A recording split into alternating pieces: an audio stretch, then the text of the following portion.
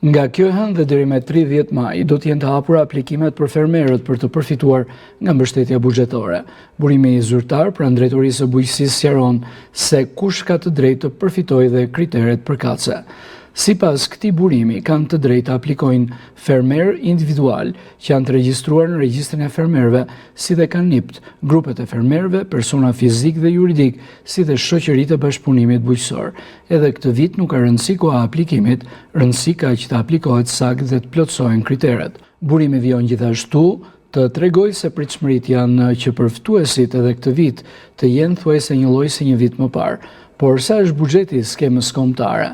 Buxheti i parashikuar arrin në 4.4 miliard lekë. Kjo shifër është vërtet me ulët se një vit më parë, por qeveria gjithmonë ka rishikuar buxhetin me akte normative, duke shtuar më tej atë deri në fund të vitit.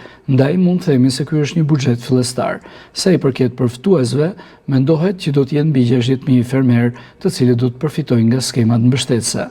Në total janë 8 masa mbështetëse, por ajo që zë një vend të rëndësishëm është mbështetja për blegtorin, ku parashikohen 5.000 lekë për krerë. Zyrtarët thanë më tej se fermerët bëjnë mirë që të konsultohen me zyrat bujqësore rajonale për të shmangur gabimet. Fermerët do të përfitojnë edhe këtë vit naftë pa taksa, por duhet të bëjnë kujdes se këtë vit ka një kushtëri që duhet të dokumentojnë faturat që kanë blerë produkte për punimet e tokës, si dhe një mjet për të verifikuar që mbështetja shkon tek ai që ka vërtet nevojë.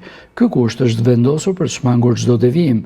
Gjatë këtij viti janë 3 skema ato që do të aplikohen në mbështetje të bujqësisë. Skema kombëtare, skema investimeve e nisur një vit më parë dhe aktualisht do të shpallen fituesit, si dhe garancia sovrane. Gjithçka pritet të nisë me aplikimin e garancisë sovrane për ata fermerë që kanë nevojë për financim, por që u mungon kolaterali për ta paraqitur në bankë.